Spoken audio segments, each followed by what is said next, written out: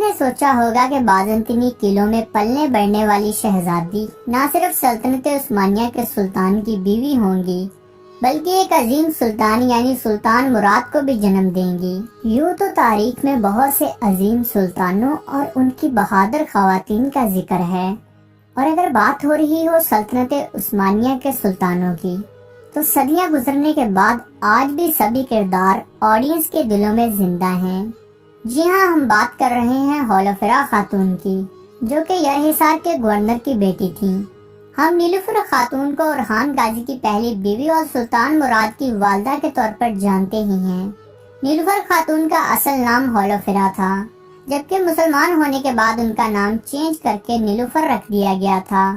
یہ وہ پہلی بازنطینی خاتون تھیں جو کہ عثمانی فیملی کا حصہ بنی۔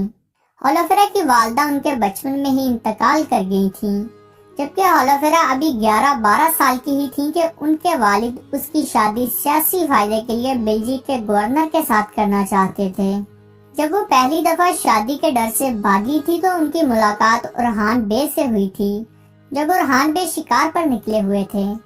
اورحان بے اسے کائی قبیلے لے آئے تھے، تاہم پھر بعد میں ہولوفرا کو واپس بھیجنا پڑا۔ یہی وہ ٹائم تھا جب اورحان اور ہولوفرا ایک دوسرے کی محبت میں مبتلا ہو گئے۔ تاہم جب ہولوفرا کو اس کی خالہ کے پاس بھیج دیا گیا تو کافی عرصہ تک ہولوفرا اور اورحان ایک دوسرے کو دیکھ بھی نہیں سکے تھے، لیکن دوبارہ جب ہولوفرا اور بلجیک کے گورنر کی شادی منعقد کی گئی تو عثمان بے اور اورحان نے ہولوفرا کو وہاں سے اغوا کر لیا تھا، اور یوں عثمان بے نے اسے یعنی شہر لا کر اورحان اور ہولوفرا کی شادی کروا دی۔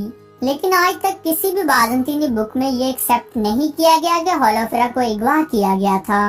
ہولوفرا نے اورحان بے کی محبت میں جتنی زیادہ مصیبتیں اور مشکلیں کاٹی تھیں، انہیں اتنا ہی بڑا صلہ بھی ملا، اور وہ ایک عام سے تیکفر کی بیٹی سے عظیم سلطنت کے سلطان کی بیوی اور خاتون اول بنی، جبکہ سلیمان پاشا، قاسم بے اور مراد اول ان کی اولادیں تھیں۔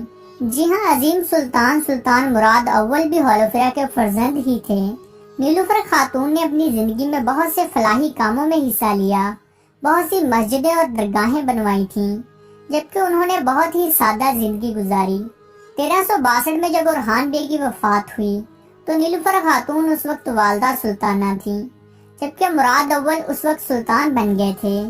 نیلوفر خاتون کا انتقال اورحان بے سے 1 سال بعد 100 سال کی عمر میں ہوا تھا، جبکہ انہیں برسا میں اورحان بے کے قریب ہی دفن کیا گیا۔ چونکہ نیلوفر خاتون ایک عظیم خاتون تھیں تو سلطان مراد نے اپنی والدہ کے اعزاز میں ازنک میں ایک میوزیم بھی بنایا تھا، جو کہ اس وقت بھی موجود ہے۔ ویورز، ہولوفرا خاتون کے بارے آپ کا کوئی کویسچن ہے تو کامنٹ باکس میں پوچھ سکتے ہیں۔ ساتھ ہی ساتھ ہمیں یہ بھی بتائیں کہ آپ یہ ویڈیو کس کنٹری سے دیکھ رہے ہیں۔